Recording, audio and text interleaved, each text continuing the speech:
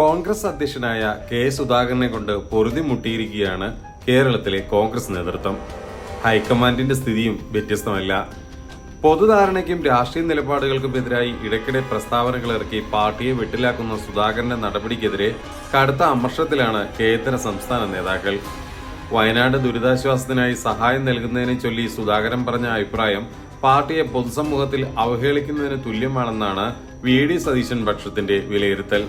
ദുരന്തത്തിന്റെ നടുവിൽ നിൽക്കുന്ന ജനസമൂഹത്തിനൊപ്പം നിൽക്കുകയും സർക്കാരിനെ പിന്തുണയ്ക്കുകയും ചെയ്യേണ്ടതിനു പകരം വില കുറഞ്ഞ പ്രസ്താവന ഇറക്കി കെ.പി.സി.സി പ്രസിഡന്റിന്റെ നിലപാടിനെതിരെ പ്രതിപക്ഷ നേതാവ് വി.ഡി. സതീശനും മുൻ പ്രതിപക്ഷ നേതാവ് രമേശ് ചെന്നിത്തലയും പരസ്യമായി രംഗത്തു വന്നിരുന്നു.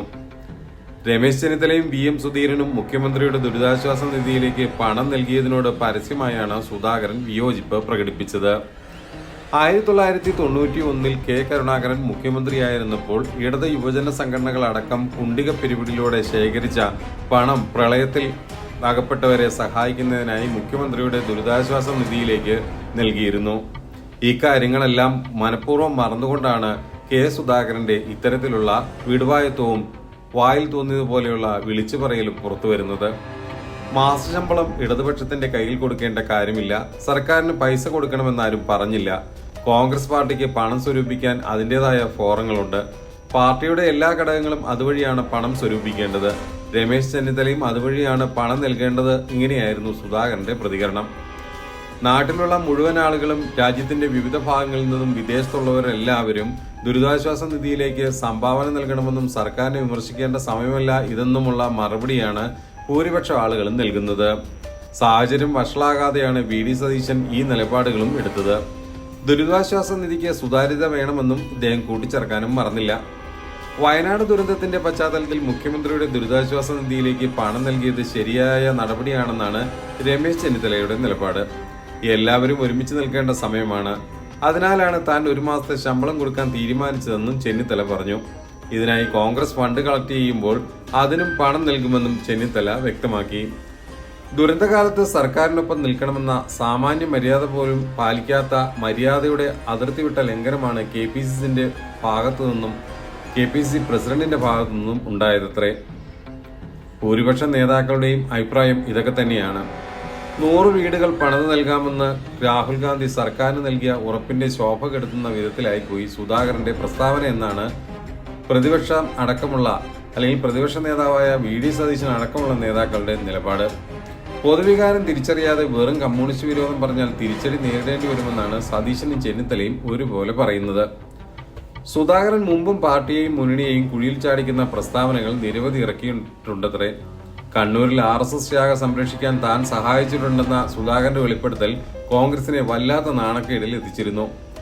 ശാഖകളെ CPM തകർക്കാൻ ശ്രമിച്ചപ്പോൾ ആളെ അയച്ച് സംരക്ഷണം നൽകിയിട്ടുണ്ട് എന്നായിരുന്നു അന്നത്തെ തുറന്നുപറച്ചിൽ.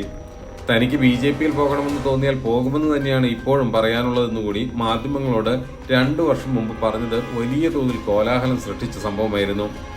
ദേശീയ തലത്തിൽ രാഹുൽ ഗാന്ധി RSSനും BJPക്കുമെതിരെ പോരാടുമ്പോഴാണ് കെ.പി.സി.സി അധ്യക്ഷന്റെ RSS അനുകൂല പ്രസ്താവനകൾ. സവിശേഷമായ സംസ്ഥാന രാഷ്ട്രീയത്തിന് അനുയോജ്യമായ നിലപാടുകൾ കൈക്കൊള്ളാനുള്ള സുധാകരന് വഴക്കമില്ലാത്തത് ഹൈക്കമാൻഡിനെയും കെ.പി.സി.യും വലിയ തോതിൽ കുഴപ്പിക്കുന്നുണ്ട്. ഇതെല്ലാം വലിയ തോതിൽ പ്രതിസന്ധിയിലേക്കും കളമൊരുക്കും. കാരണം വരാൻ പോകുന്ന തദ്ദേശ സ്വയംഭരണ തെരഞ്ഞെടുപ്പിനായി കോൺഗ്രസ് വലിയ തോതിൽ തയ്യാറെടുക്കുകയാണ്. മിഷൻ 2025 എന്നൊക്കെ പേരിട്ട് വലിയ തോതിലുള്ള പരിപാടികളാണ് ആസൂത്രണം ചെയ്തത്. ഇതെല്ലാം പൊട്ടിപ്പാളിസാകുന്ന രംഗത്തിലേക്കാണ് കാര്യങ്ങൾ എത്തുന്നത്. നെഹ്റുവിനെ പോലും അപമാനിക്കുന്ന തരത്തിൽ സുധാകരൻ നടത്തിയ പ്രസ്താവനയുടെ അലയൊലികൾ ഇനിയും കെട്ടടങ്ങിയിട്ടില്ല. RSS നേതാവായ ശ്യാമപ്രസാദ് മുഖർജിയെ മന്ത്രിയായിക്കൊണ്ട് നെഹ്റു വർഗീയ ഫാസിസത്തോട് സന്ധി ചെയ്യാൻ തയ്യാറായി എന്നായിരുന്നു സുധാകരന്റെ മറ്റൊരു പ്രസ്താവന. കണ്ണൂരിൽ നടന്ന നവോത്ഥാന സദസ്സിലായിരുന്നു ഈ വിവാദ പ്രസ്താവന നടത്തിയത്. തുടർച്ചയായി RSSനെ പുകഴ്ത്തും വിധത്തിലുള്ള സുധാകരന്റെ പ്രസ്താവനയ്ക്കെതിരെ മുസ്ലിം ലീഗ് അടക്കമുള്ളവർ പരസ്യമായി രംഗത്ത് വന്നിരുന്നു. വരാനിരിക്കുന്ന പഞ്ചായത്ത് നിയമസഭാ തെരഞ്ഞെടുപ്പുകൾക്ക് മുൻപായി കെ.പി.സി.സി നേതൃത്വത്തിൽ മാറ്റമുണ്ടാക്കണമെന്ന അഭിപ്രായം പാർട്ടിക്കുള്ളിൽ ഇപ്പോൾ സജീവമാണ്.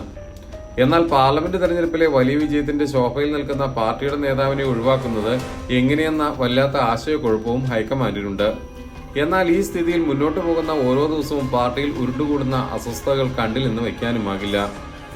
ഇതിനിടെ സതീശൻ സുധാകരനെതിരെ പരസ്യ നിലപാട് സ്വീകരിച്ചതും അതോടൊപ്പം തന്നെ മിഷൻ 2025 കൺവീനറായിട്ടുള്ള സ്ഥാനം ഏറ്റെടുത്ത് അതിന്റെ പ്രവൃത്തികളുമായി മുന്നോട്ടു പോകാൻ തയ്യാറാകാത്തതും ഹൈക്കമാൻഡിനെ കുഴപ്പിക്കുന്നുണ്ട്.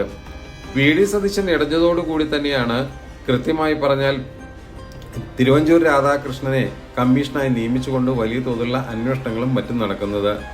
K മുരളീധരനും VD. സതീശനുമായിട്ട് തീരെ ലോഹിതത്തിലല്ല. ഇതോടൊപ്പം പാർട്ടിക്കുള്ളിലെ വാർത്തകൾ ചോർത്തി നൽകുന്നവർക്കെതിരെ അന്വേഷണം വേണമെന്ന് ഉറച്ചു നിന്നതോടെ എല്ലാവരും ഇപ്പോൾ വെട്ടിലായിട്ടുണ്ട്. ഇന്ദിരാഭവനിലെ ഒരു 3 കോക്കസ് സംഘത്തിനെതിരെ കേന്ദ്രീകരിച്ച് അന്വേഷണം മുറുകുമ്പോൾ ഇവിടെ പ്രസ്ഥാനത്തേക്ക് വരാൻ പോകുന്നത് ആരാണെന്ന കാര്യത്തിൽ ആർക്കും സംശയമില്ല. ഏതായാലും സുധാകരനെ കൂടോത്രം രക്ഷിക്കട്ടെ എന്ന് മാത്രമാണ് ഈ സാഹചര്യത്തിൽ പറയാനാകുക.